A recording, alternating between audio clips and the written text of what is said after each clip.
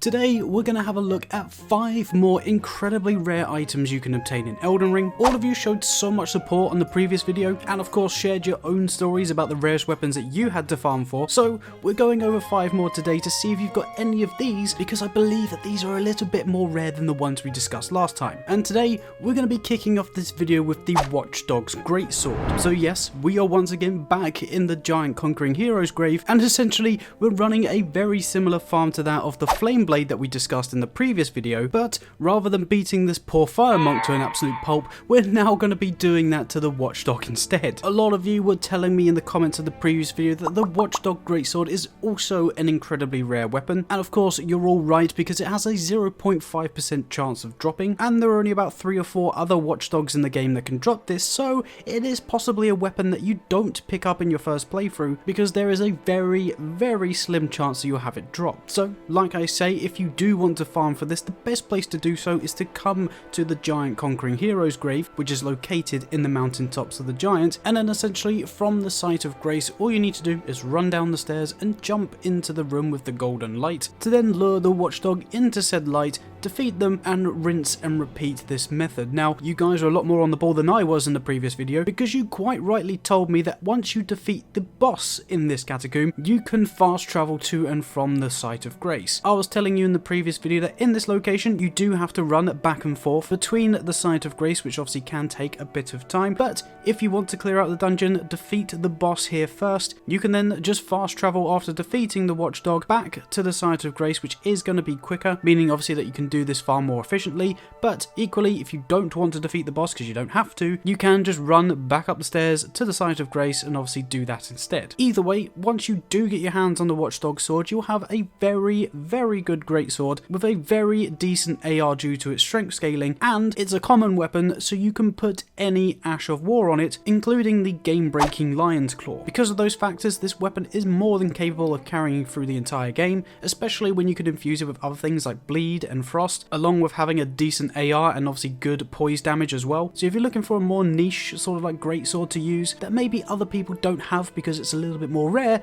then this is definitely a weapon I suggest getting. But something that's a little bit more rare than this is the second item in today's video, and that just so happens to be the Thorned Whip. Now, much like the Flame Blade from the previous video, this weapon is only dropped by one particular enemy in the game, and that enemy is the fire prelate that is located in the mountaintops of the giants. More specifically, the one that's located just outside the giants' mountaintop catacombs before you get on that stone path leading to the Snow Valley. And if you're anything like me, you've probably sprinted straight past this enemy just on your way to the next site of grace, and therefore probably didn't even see the weapon that was in his hands. But of course, as we now know, it is one of the rarest weapons, and the whip isn't the only rare thing that this enemy can drop. He is also the only prelate in the game that drops the prelate armor with that red cloth that's hanging over it. So this particular enemy is actually holding 2 incredibly rare items that both have a 0.5% drop rate. So the best way to farm for this is to use the site of grace that's in the catacomb and take out a few of the other enemies in the area just to make sure that you're only fighting the prelate, as he has a bunch of area effect attacks which can obviously deal quite a bit of damage and knock you off the side. So yeah, definitely clear the area a little bit just so you've only got the attention of the prelate, and then obviously rinse and repeat this method, and in due time you should get both the armor and the Thorned Whip. Of course, whips in this game probably aren't the greatest, but if you are a fan of using whips in Elden Ring, this one comes with a natural bleed affinity, and it is again a common weapon, so you can put any other type of Ash of War on it and potentially turn it either into an occult version or a bleed version to obviously buff that natural bleed affinity. But the prelate armor is also one of the best, if not the best, armor sets in the entire game, as it provides the best physical defenses and fire defenses along with the best poise as well. So yeah, if you've got the time and want to get yourself one of the best armors and a very powerful whip, then I heavily suggest farming this enemy. But if you don't have time or just don't want to sit here for hours trying to grind for certain items, then let me introduce you to today's video sponsor, which is once again MMO EXP. So yes, MMO are once again sponsoring the channel, and they are the cheapest, fastest and most reliable service to purchase in-game items and currencies. Like I mentioned just there, Elden Ring is one of the games that they cover, so if you did want to get yourself yourself some of these rare items that we're discussing today, you can purchase them for an extremely low price, and where we're partners together, I can make that price even better for you because you can use my code JAZZA to get yourself 5% off any purchases that you make on their site. So if you're interested, feel free to use the link that will be in the description down below to take yourself over to MMOEXP, and like I say, don't forget to use the code JAZZA, JAZZA, at the checkout if you do happen to purchase anything. So yeah, thank you again to MMOEXP for sponsoring the channel, but for now, let's continue going through these insanely rare items. And for our third spot, I thought it would be quite fitting to have a trio of items that we can collect, and they are the Celebrant weapons. So yes, there is a particular area in the game, more specifically the Windmill Village, where there are 3 different types of Celebrants, all wielding a different weapon. The ones in the standard robe, so do not have any cape attached to them, are the ones holding the Celebrant Cleaver, and the ones that have the golden or yellowish cape with the golden yellow hood are holding the Celebrant Rib Rake, and then the ones in the middle in the blue cape and hood are the ones holding the Celebrant Sickle. So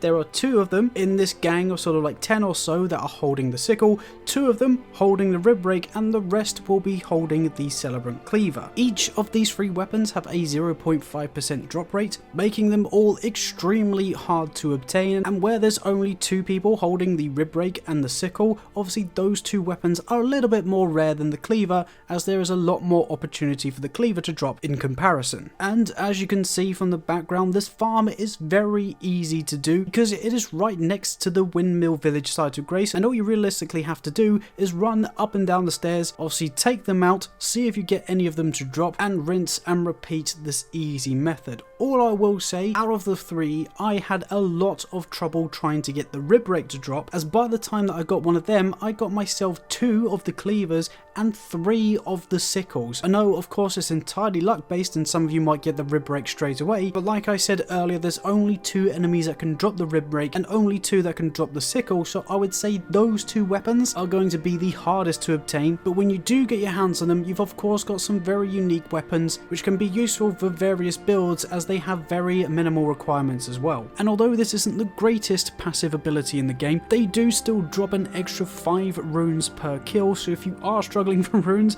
that badly, then they will grant you an extra 5 runes per kill, which can obviously tot up as time goes on. But again, other than that, you've got a trio of common weapons that you can change the Ash of War on and obviously turn them into really powerful weapons. But the next item might be a little bit more practical, and that's because for our 4th item, we have got ourselves the Guardian Garb, but the Full Bloom edition. Now, this particular armor piece can only be farmed from certain Full Bloom enemies. I'm sure you've seen a lot of these guys in many different areas, but the only Full Bloom Guardians that actually drop this armor are those residing in the capital of Leyndell before it turns to the capital of Ash. This group of Guardians are the ones residing on the tree roots as if you're heading up to the Erdtree Sanctuary where the Godfrey Phantom boss fight occurs. So again, the farming method for this is to gain access to that site of grace in the Erdtree Sanctuary by defeating Godfrey, and then use that to backtrack down the tree, defeating these guards again with a 0.5% chance of them dropping the Full Bloom armor. Again, like I said, these are the only ones that drop it,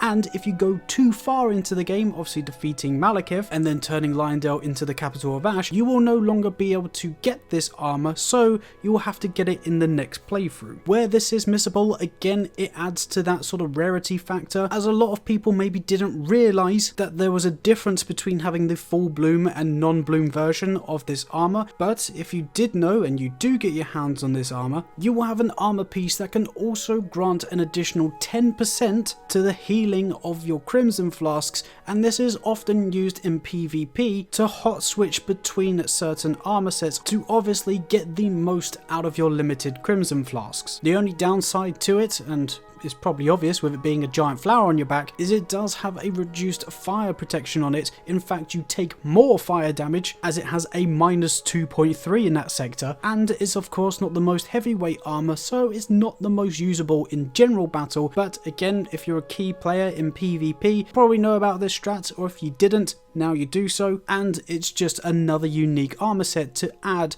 to your collection. And just to finish off this video and complete our 5 insanely rare items, we have got ourselves the Duelist Greataxe. Again, this is another item that you have to get before you turn Lionel into the capital of Ash, so once again it is a very missable item, especially as the person that we have to farm for it is a little bit more out of the way. Saying that though, it's not too far from the location of the Guardian Garb, as the duelist that we need to farm for this weapon is just outside of the Colosseum to the right of the Erdtree Sanctuary. Although it's a little bit of a trek, the best way to farm for this, or at least the quickest way to get there, is to use the West Capital Rampart Site of Grace and essentially walk underneath the tree to go up to the stairs leading up to the Colosseum. And as you're walking up, the duelist that we need to farm is the one roaming those staircases, and he is relatively easy to take down. Now, this is not the only enemy that can drop this weapon, but it is the only one that is farmable. That is because there is also another duelist in the Sainted Hero's Grave, which is the boss there that obviously has a chance of dropping it if you're extremely lucky. But again,